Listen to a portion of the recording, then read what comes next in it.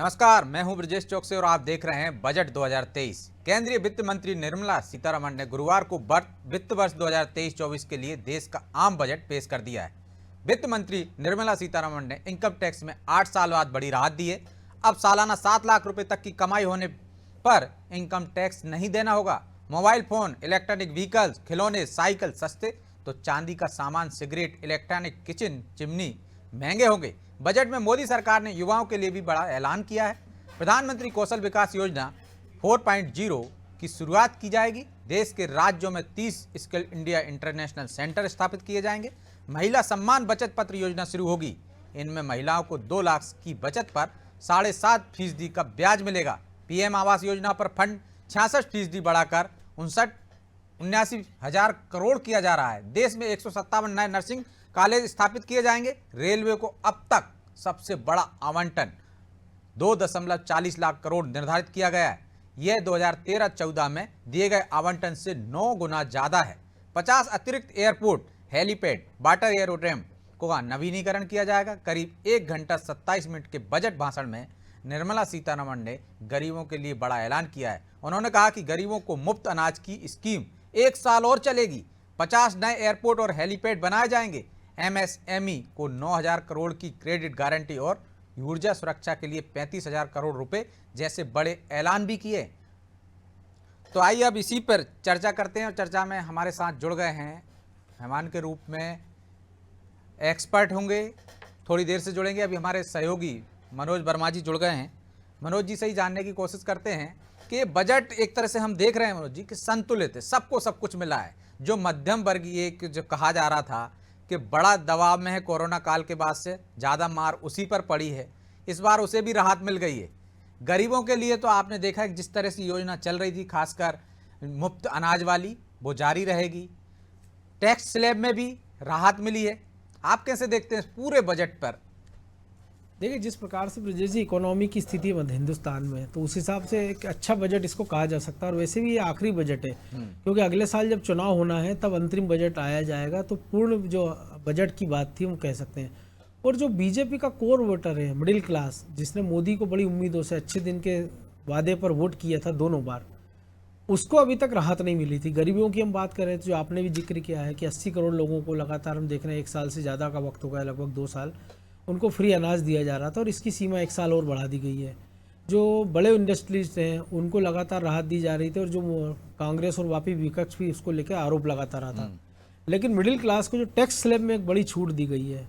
दूसरी एक बड़ी चीज़ है जो महिलाओं के लिए एक अच्छी बात है और बुजुर्गों के लिए, कि उनको जो 7.5% ब्याज दर की बात की गई वो एक अच्छी चीज़ है। इसके साथ ही जो गरीबों के मकान की बात हो रही है उसको लेकर जिस प्रकार से बजट में प्रावधान किया गया है, इसके साथ ही जो महिला सम्मान योजना है वो आगे बढ़ा दी गई है। पर 2025 तक 7.5% उनको ब्याज देने की बात की जा रही है। और साथ ही टीवी, मोबाइल और इलेक्ट्रॉनिक वाहन सस्ते किए गए हैं। तो कुल मिलाकर केंद्र सरकार का यही मानना है कि जो घरेलू खपत है वो बढ़ाई जाए, क्योंकि दुनिया में वैश्विक मंदी की आहट सुनाई दे रही है और हमारे अपना इतना बड़ा कंज्यूमर बाजार है हिंदुस्तान का अपना, कि जो करोड़ों की संख्या में, जो कि कई देशों की कुल आबादी से कहीं ज़्यादा है, तो उनके पास ज़्यादा पैसा हो, वो ज़्यादा खरीदारी कर सकें। तो हमने देखा जो मध्यम आय वर्ग है जिसको टैक्स में रिबेट दी गई है, तो वो जो बचत हैगी उसकी वो बाजार में आएगी। इसके साथ ही इंफ्रास्ट्रक्चर के लिए हम देख रहे हैं कि ट्रांसपोर्ट अवधोसंरचना के लिए 75,000 करोड़ की बात की गई है। शहरी इंफ्रास्ट्रक्चर पर हर साल 10,000 करोड़ रुपये खर्च किए जाएंगे। इसके साथ ही एक अच्छी बात ये की गई है कि जो नगर निगम है वो अपने बॉन्ड ला पाएंगे। अभी तक हम देखते हैं कि नगर निगम के बाद जितना टैक्स कलेक्शन है वो डेवलपमेंट उससे हो नहीं पाता, सैलरी के कई बार लाले पड़ जाते हैं। अब जब वो अपना बॉन्ड लेकर आएंगे तो इसके बाद जो शहरों का विकास है वो अच्छे से हो पाएगा। इसके लिए अच्छा स्टार्टअप के लिए जो कृषि फंड की बात की गई है, 5G के लिए 100 प्रयोगशाला की बात करी, बिल्कुल एमएसएमई के लिए, क्योंकि हमने देख रहा है कि जो प्रधानमंत्री उद्यमिता के तहत जो लोन दिए जा रहे थे वो हम देखते हैं कि एनपीए उनका ज़्यादा हुआ नहीं, यानी जिन लोगों ने लोन लिए वो लगातार उसको चुका रहे हैं। तो अब सरकार का फोकस है जो ग्रामीण इलाके में या शहरी इलाकों में जो छोटे छोटे उद्योग हैं, जिनकी पूंजी 1 करोड़ से 2 करोड़ 5 लाख करोड़ तक है, एमएसएमई, उनको एक तरह से ज़्यादा पैसा देने का प्रयास किया गया है, जिससे कि वो अपने क्षेत्र में जब रोजगार सृजन करेंगे तो न केवल उनको, उनके परिवार को रोजगार मिलेगा, बल्कि कई सारे लोगों को रोजगार मिलेगा। इसके साथ हम देख रहे हैं कि जो डिजिटल लाइब्रेरी की बात हो रही है, एकलव्य स्कूल की बात हो रही है, तो बेरोजगार युवाओं के लिए एक अच्छी खबर है, क्योंकि एकलव्य स्कूल में लगभग 38 लाख से ज़्यादा भर्ती निकाली जा रही है। रेलवे की हम बात करें, अभी तक का सबसे बड़ा बजट दिया। हमने देखा कोरोना काल में पटरी बदलना हो, स्टेशनों का अर्थ विकास हो, जो स्टेशनों का विकास करना हो, भोपाल का उदाहरण हमने देखा, RKPM जो है, जो प्रधानमंत्री नरेंद्र मोदी ने जिसका उद्घाटन किया था। इसके साथ ही जो PM आवास की बात करें, 79,000 करोड़ का प्रावधान किया गया है। लाखों लोगों का घर का सपना जो है पूरा हुआ। और एक अच्छी बात है कि जिसपे शायद बहुत कम लोगों ने ध्यान दिया, कि जो गरीब लोग जेलों में बंद है, वो कई ऐसे हैं जिनकी सजा की अवधि 2 महीने, 3 महीने, 5 महीने, 6 महीने, 2 साल की, लेकिन कोई 5-5 साल से जेलों में, क्योंकि उनको जमानतदार नहीं मिल पा रहा है। और 500,000 रुपए तक का जुर्माना नहीं भर पाते थे, इस वजह बिल्कुल। से वो जेल में लंबे समय तक रहते और थे। हमने मैं देखा लौटूंगा था आपके पास जी। मनोज जी, हमारे साथ अंशुल अग्रवाल जुड़ गए हैं, चार्टर्ड अकाउंटेंट हैं। अंशुल जी, बहुत बहुत स्वागत है आपका नाजी टीवी में। पूरे बजट पर आपका नजरिया, पहली प्रतिक्रिया। मेरी आवाज क्लियर है? बिल्कुल क्लियर है, बोलिए। ठीक। सर, ये बजट जो था, जैसा एक्सपेक्टेड था कि ये इस सत्र का लास्ट बजट है, इस मेरे ख्याल से कुछ इको आ रहा है, मैं थोड़ी देर बाद कनेक्ट करता हूँ। ठीक है, मैं आपके पास लौटूंगा। मनोज जी, आपने जो बात कर रहे थे कि कैदियों के लिए, इसमें हमने देखा है किसानों के लिए भी बहुत कुछ है। जो जब राष्ट्रपति द्रौपदी मुर्मू बनी थी, जी, तो उन्होंने अपने एक बड़ी वो बिल्कुल, हाँ। भावुक हो गई थी। उन्होंने ये कहा था कि कई आदिवासी ऐसे हैं या गरीब तबके के लोग जो जेलों में बिना कारण के छोटे छोटे अपराधों में सड़ रहे हैं, उनकी कोई सुनवाई नहीं हो रही है। तो मुझे लगता है कि इसको सरकार ने गंभीरता से लिया है। और जिन लोगों को ये गलत फहमी थी कि राष्ट्रपति द्रौपदी मुर्मू एक रबर स्टैंप राष्ट्रपति के तौर पे केंद्र सरकार ने बनाया है, लेकिन जो वित्त मंत्री ने जो प्रावधान किया, जिसके बारे में आज तक किसी सरकार ने नहीं सोचा। हमने देखा आज़ादी का हम अमृत काल मना चुके हैं, 76वां साल चल रहा है, कि इन गरीब तबकों के लिए सब बात हो रही थी कि उनको अनाज दे दो, उनको और राशन हमने दे देखा दो। कई एनजीओ इसमें सक्रिय हुए थे, कुछ राशियां जमा करते थे, जिसकी वजह से हमने लेकिन वो 26 इक्का जनवरी, दुक्का लोगों 15 या 150 हाँ। लोगों को उसका लाभ मिलता था, लेकिन ये इनकी संख्या बड़ी है। तो केंद्र सरकार ने जिस प्रकार इसको गंभीरता से लिया है, तो ये एक ये बताता है कि जो सरकार कहती है कि सबका साथ, सबका विकास, सबका विश्वास, कि वो एक गरीब आदमी जो कि किसी छोटे मोटे अपराध में, कई सारे ऐसा भी है कि जो अपराध ना भी किया हो, कईयों ना जाने अनजाने किया हो, क्योंकि जिनकी सजा पूरी हो जाती, बिल्कुल। जुर्माने की राशि जमा नहीं वो कर पाते, जो वो भी। बड़े तबके को राहत मिलेगी। और जेलों की स्थिति आप और खासकर हम देख रहे हैं कि जेलें कितनी ओवरलोडेड हैं, ऐसे में वहाँ जेल विभाग को भी इससे राहत मिलेगी। फिर लौटूंगा मैं मनोज जी आपके पास। अंशुल जी हमारे साथ फिर से जुड़ गए हैं। अंशुल जी, इस बजट को लेकर आपका नजरिया। सर, बजट निहायत ही लुक्रेटिव है और मेरे ख्याल से इस सेगमेंट में इससे बेहतर बजट पेश नहीं करा जा सकता था। अब देखने वाली बात इतनी है कि बजट तो सारे अच्छे होते हैं, ग्राउंड लेवल पे इम्प्लीमेंटेशन कैसा होता है, that is a challenge with the government. तो इसमें हर वर्ग को खुश रखने की कोशिश करी गई है। किसानों के लिए बहुत बड़ा एलोकेशन है, कैपिटल इंफ्रास्ट्रक्चर में बहुत बड़ा है, टैक्स पेयर्स को भी खुश करने की कोशिश करी है। कहीं ना कहीं कुछ ना कुछ पीनट सभी के लिए डाले हुए हैं, चाहे वो स्मॉल स्केल हो, 7 लाख तक की छूट न्यू रेजीम के लिए दी हुई है। मिडिल क्लास के लिए जो थ्रेशोल्ड में एग्जाम्पशन करा गया, वो भी एक वेलकम डिसीजन है। और इवन मैं तो बोलूंगा कि जो जिसको हम सुपर प्रीमियम क्लास बोलते हैं, जिनके लिए 37% का सरचार्ज होता था, उनको भी खुश रखने के लिए फाइनेंस मिनिस्टर साहिबा ने सरचार्ज को कम कर दिया। तो सभी के खाते में कुछ ना कुछ डालने की कोशिश करिए, ताकि वोट और जो इस है बार वो पहली बार हटे ऐसा लग रहा है और- कि किसी पर लोड नहीं डाला गया है, चाहे वो उद्योग बिल्कुल सही बात हो, है आपकी। चाहे किसान हो, चाहे छोटे व्यापारी हो, चाहे मध्यम वर्ग हो। मुझे इस बजट का जो सबसे अच्छा जो पहलू लगा, वो लगा किसान और एमएसएमई पे जो फोकस था, जिससे जो एम्प्लॉयमेंट जनरेशन की तरफ हम मूव हो रहे हैं। और कुछ डाटा मैंने बड़े इंटरेस्टिंग से कलेक्ट करे। मतलब जो रेवेन्यू मॉडल था, नॉर्मली हम ये सोचते थे कि जब बजट रखा जाता था तो बहुत हायर लेवल पे है ना रेवेन्यू डाला जाता था, ताकि फिस्कल डेफिसिट कम से कम दिखे।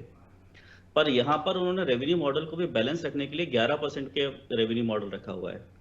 जो एक्सपेंडिचर था, एक्सपेंडिचर में कट ऑफ करके 10 लाख करोड़ का कैपिटल एक्सपेंडिचर जो है, उसके अलावा भी उन्होंने 7% के आसपास जो था वो कैपिटल एक्सपेंडिचर, वो ओवरऑल एक्सपेंडिचर रखा। और फिस्कल डेफिसिट जो है वो लेस देन 5% है।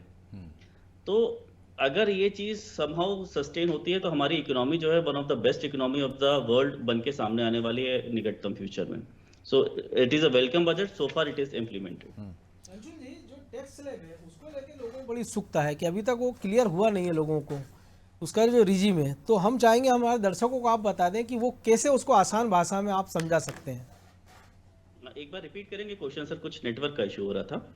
मैंने कहा कि जो टैक्स स्लैब में छूट दी गई है 7 लाख तक की, वो बहुत सारे लोगों को अभी तक समझ में नहीं आ रही कि उसका लाभ कैसे मिलना है। तो वो हम चाहते हैं हमारे दर्शकों को आप बता दें कि वो एक्चुअली है क्या, क्योंकि कई सारा कन्फ्यूजन अभी है। देखिए, ये 2 रिजीम चलती हैं, एक ओल्ड रिजीम चलती है, एक न्यू रिजीम चलती है। बिल्कुल। ये बेसिकली लास्ट ईयर से ओल्ड रिजीम और न्यू रिजीम चल रही है। अब जो ओल्ड रिजाइम है उसके अंदर होता यह है कि 2.5 लाख रुपए तक टैक्स नहीं होता, 2.5 लाख से लेकर 5 लाख तक 5% है, 5 लाख से लेकर 10 लाख तक 20% है और 10 लाख से ऊपर 30% है। पर हाई रेट होने के बाद इसमें छूट दी जाती है, जैसे हाउसिंग लोन का इंटरेस्ट है, स्टैंडर्ड डिडक्शन है, इन्वेस्टमेंट के ATC के छूट दी जाती है, तो बहुत सारी छूट इसमें दी जाती है। जो उन्होंने न्यू रिजाइम डाला, न्यू रिजाइम के अंदर उन्होंने बोला कि हम आपसे छूट सारी वापस ले लेंगे, ना आपको इन्वेस्टमेंट की छूट देंगे, ना आपको स्टैंडर्ड डिडक्शन देंगे, ना ही आपको हाउस लोन के इंटरेस्ट की छूट मिलेगी, हम आपको छूट कोई नहीं देंगे, पर हाँ आपका टैक्स रेट कम कर देंगे। तो इनका ये बोलना है कि 3 लाख रुपए तक एक्चुअली वास्तविक तौर पे कोई टैक्स नहीं है। 3 लाख से लेकर 6 लाख तक 5% टैक्स है और 6 लाख से 9 लाख तक 10% टैक्स है, जिस हिसाब से स्लैब रेट बनाया गया। बिल्कुल। तो जो 7 लाख वाला है, मतलब जो 7 लाख पे टैक्स निकलेगा, आपको पहले टैक्स तो निकालना, ऐसा नहीं कि 7 लाख तक टैक्स नहीं निकलेगा। तो पहले 3 लाख तक कोई टैक्स नहीं, 3 से लेकर 6 लाख तक 5% यानी कि 15,000 रुपए का टैक्स, 6 से लेकर 7 लाख रुपए तक 10% टैक्स आता है, यानी कि 1 लाख का 10% होता है 10,000 रुपए। तो 25,000 रुपए का टैक्स आता है 7 लाख रुपए तक न्यू रिजाइम में। ये 25,000 रुपए की पूरी जो टैक्स है, इसको छूट के फॉर्म में गवर्नमेंट हमें वापस दे देगी। तो टैक्स कैलकुलेट जितना हमने करा वो जीरो हो जाएगा। मतलब ये बोलना करेक्ट नहीं है कि टैक्स जीरो है, टैक्स तो होगा, लेकिन वो 7 लाख तक में आपको देना नहीं पड़ेगा, वो आपकी छूट आ जाएगी। तो छूट के बाद आपको टैक्स नहीं देना पड़ेगा। पर जैसे ही आप इसमें क्रॉस करेंगे, जैसे 7 लाख से बढ़कर अगर आप 20,000 रुपए भी क्रॉस कर जाते हैं, 10,000 रुपए भी इनकम क्रॉस कर जाती है, तो जितनी छूट थी आपकी वो पूरी की पूरी छूट खत्म हो जाएगी। और 25,000 के ऊपर 25,000 तो लगेगा प्लस 7 लाख से ऊपर जितनी इनकम होगी उसका 20% लगना स्टार्ट हो जाएगा, 10% लगना स्टार्ट हो जाएगा। तो 7 लाख से यदि थोड़ा भी ऊपर बढ़ते हैं तो आपको उसका लाभ नहीं मिलेगा। बिल्कुल सही बात है सर। तो इसमें आपको लग रहा है कि कुछ नए लोग और दायरे में आएंगे, क्योंकि हम देख रहे हैं इनकम टैक्स जो इतने बड़े देश की आबादी है और जो इनकम टैक्स पेयर की संख्या उसके मुकाबले बहुत कम है, तो शायद वो बढ़ जाएगी कहीं। सर देखिए, ये एक डेफिसिट वाला है। मतलब ये मैंने बताया, पहले भी वर्ड यूज करा था, लॉलीपॉप देने के लिए ये चीजें दी गई हैं जी। तो हालांकि टैक्स पेयर्स पहले बहुत कम थे। अगर हम as compare to last year देखें तो टैक्स पेयर्स में एक बहुत सिग्निफिकेंट इंक्रीज हुआ है, जो गवर्नमेंट का डाटा बोलता है। बिल्कुल। अब इसके बाद अगर हम देखें तो एक बहुत बड़ा फिस्कल डेफिसिट आने वाला है इसके कारण, कि जो टैक्स का अमाउंट हमने पे करा है, बट गवर्नमेंट ने उसका प्रॉपर प्रोविजन रखा। जैसा मैं अभी बजट रीड ही कर रहा था, बहुत लंबा टाइम तो हुआ नहीं, इतना मोटा कर रहा था तो मैं जस्ट उसको एक्सपेंसेस निकाल के रीड कर रहा था, तो मैंने देखा कि गवर्नमेंट ने जो टैक्स के कारण रेवेन्यू लॉस होने वाला है उसका प्रॉपर प्रोविजन रखा है उस 7% के अंदर। अब देखते ये है कि इसमें जो उनका डाटा है, जो कैलकुलेशन है कि इतने % लोग इसके अंदर फॉल करेंगे, वो कितना जस्टिफाई होता है।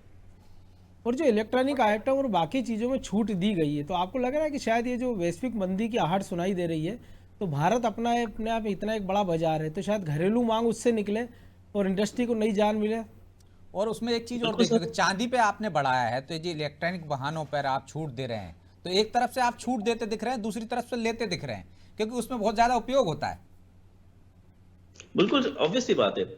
यहाँ पे देखिए क्या है कि हम आत्मनिर्भर भारत, इनका जो मेन जो कॉन्सेप्ट है वो है आत्मनिर्भर भारत का। मतलब ये डोमेस्टिक मैन्युफैक्चरिंग को बढ़ावा देना चाहते हैं। हालांकि मेरी एक थॉट प्रोसेस ये थी कि जो इम्पोर्ट ड्यूटी है वो मोबाइल के ऊपर और इलेक्ट्रॉनिक आइटम के ऊपर बढ़ा दी जाएगी ताकि लोकल मैन्युफैक्चरिंग कर दिया जाए, बट इन्होंने इम्पोर्ट ड्यूटी इसके ऊपर कम करी है, तो ये एक थोड़ा सा सरप्राइजिंग फैक्टर रहा। इसके कारण मुझे ऐसा लगता है कि जो लोकल मैन्युफैक्चरर है वो सप्रेस होंगे और एक्सपोर्ट जो हम कर रहे थे, जो हम एक्सपोर्ट का सेगमेंट लेके आ रहे थे, हमारे रेट्स कॉम्पिटिटिवली हायर हो जाएंगे।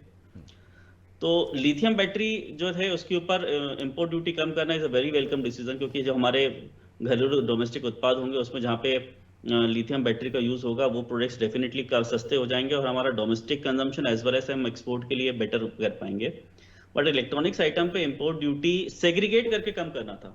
जैसे जो कंपोनेंट्स हैं जो हमारे मोबाइल मैन्युफैक्चरिंग में यूज हो रहे हैं या जो कंप्यूटर में यूज हो रहे हैं, सिर्फ अगर उतने सिलिकॉन चिप हो गई, इन चीजों के ऊपर इंपोर्ट ड्यूटी कम करते और बाकी चीजों के ऊपर इंपोर्ट ड्यूटी बढ़ा देते तो एक बैलेंस भी हो जाता शायद, और डोमेस्टिक मैन्युफैक्चरिंग को प्रमोशन मिलता। पर एक यूनिफॉर्मली इंपोर्ट ड्यूटी कम करना, जैसा कि मैं अभी तक बजट में देख पाया हूँ, वो मेरे थोड़ा सा समझ के बाहर है। ठीक है, हम आपसे और तकनीकी चीज़ों पर समझने की कोशिश करेंगे। हमारे दो मेहमान और जुड़ गए हैं, दीपचंद राठौर हैं कांग्रेस से और ब्रजेश पांडे जो हैं बीजेपी से। तो राठौर साहब, बजट पहली बार हम सोचते थे, एक जो राजनीतिक दल एक शब्द का इस्तेमाल करते थे, संतुलित बजट है।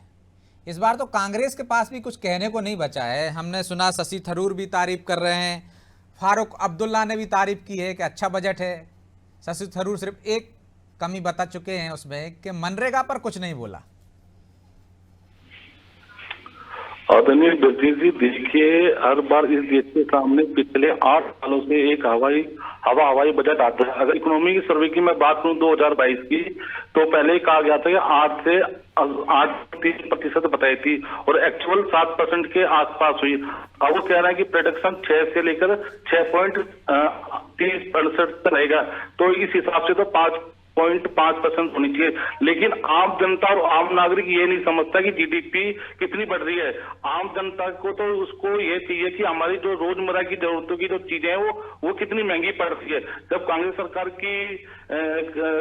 थी 2014 के अंदर, ब्रजेश जी, जब दूध फुल क्रीम 48 रुपए का था, टोंड 38 रुपए का हम छोड़ के गए थे, और पिछले 8 सालों में फुल क्रीम 64 रुपए का हो गया है, टोंड 52 रुपए पर हो गया। मतलब 16 और 14 रुपए का इजाफा 8 साल में हुआ है।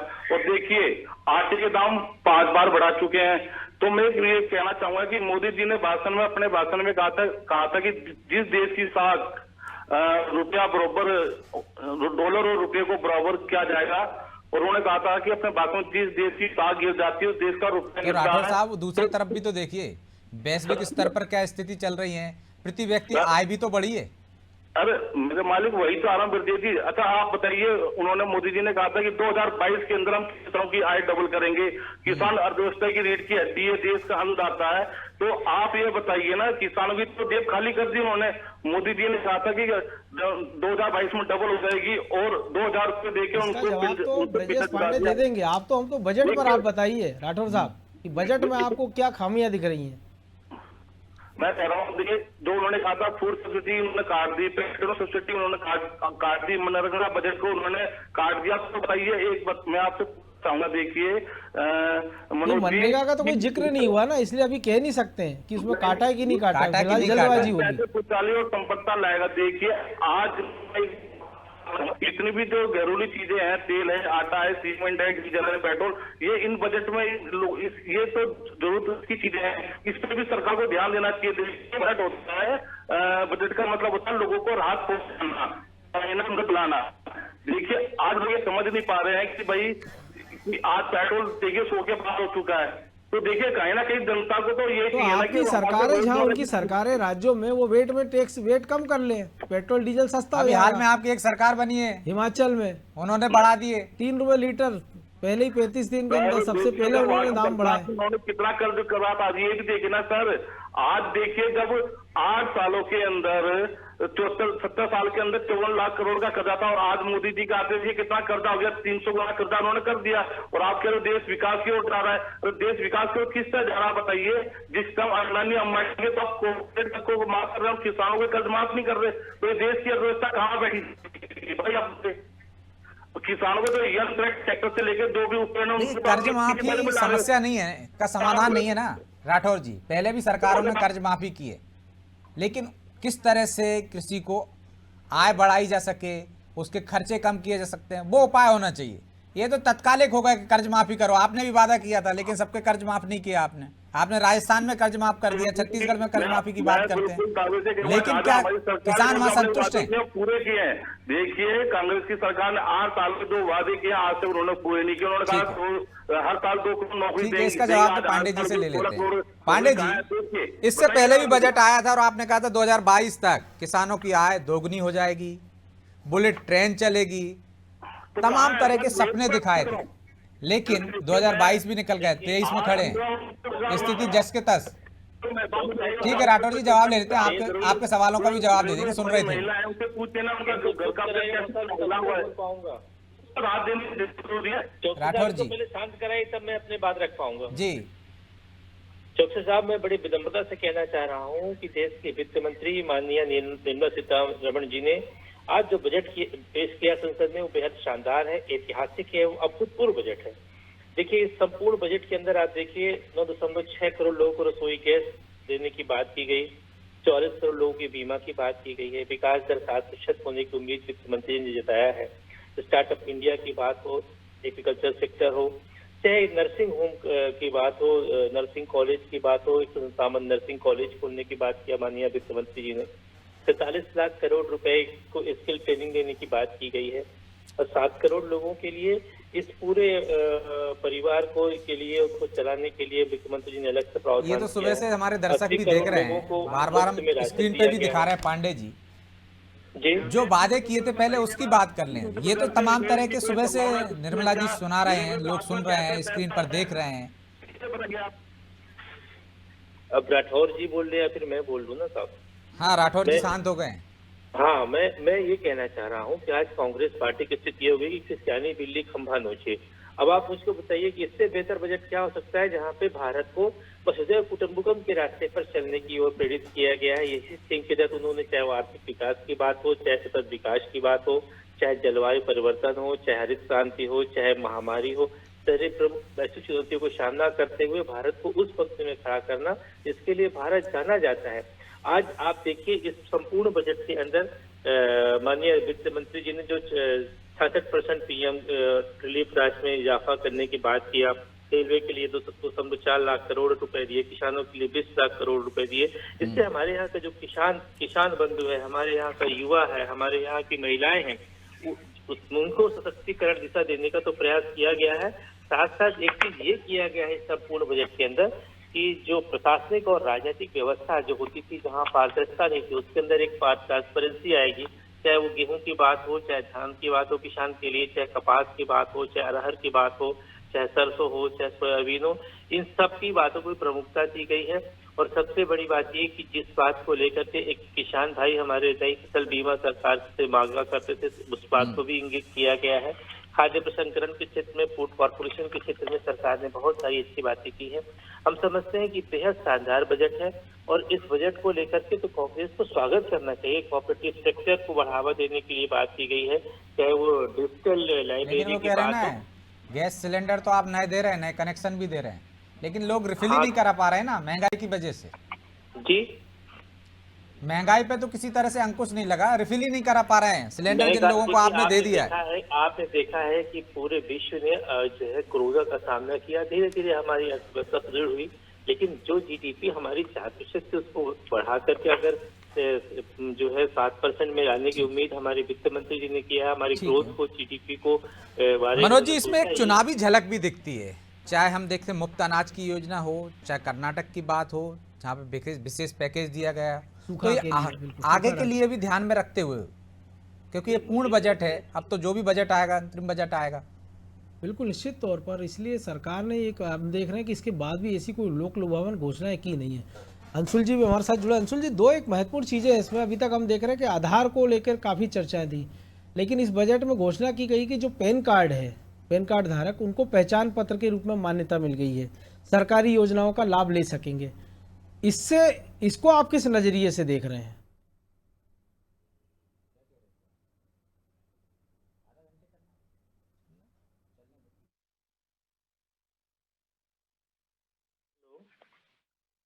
कर दिया था, मतलब आप now you can log in by the means of Aadhaar.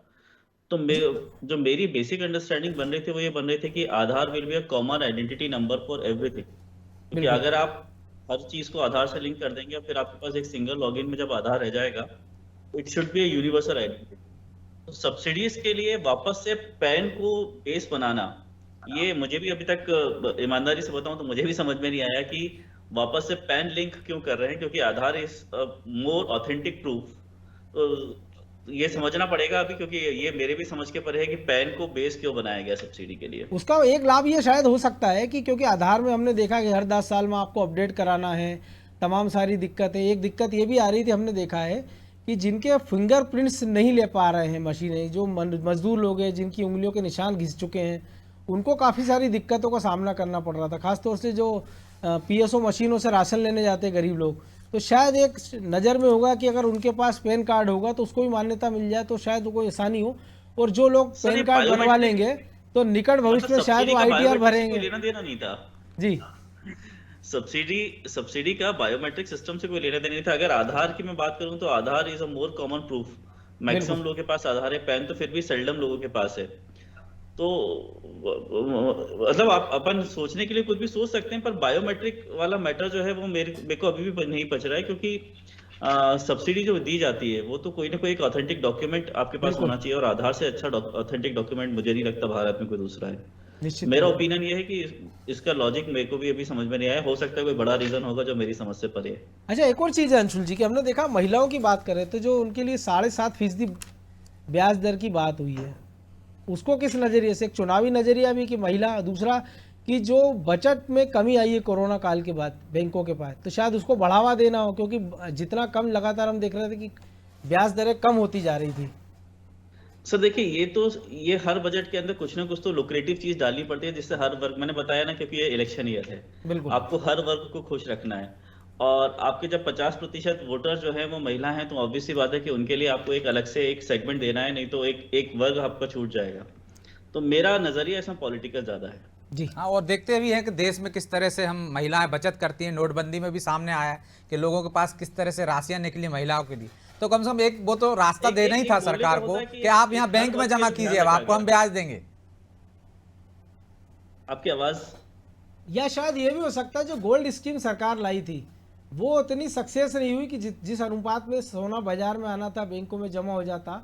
तो शायद एक ये कि चलो सोना ना सही, आप अपनी बचत ही बैंक में रखिए। बिल्कुल सही बात है, मैं आपकी बात से 100% सहमत हूँ। चलिए, अभी तो बहुत सारे पहलुओं को समझना पड़ेगा, क्योंकि अभी बजट आया है, विशेषज्ञ भी उसे पढ़ेंगे, देखेंगे, फिर समझेंगे, और हमारे दर्शकों को इसी तरह से हम समझाने की कोशिश करेंगे, उनके सामने नए तथ्य लाने की कोशिश करेंगे। बहरहाल समय इजाजत नहीं देता, इस चर्चा को यहीं विराम देंगे। आप सभी मेहमानों का बहुत बहुत धन्यवाद। तो बजट के बाद आप खबरों के लिए देखते रहिए अनाजी टीवी। नमस्कार।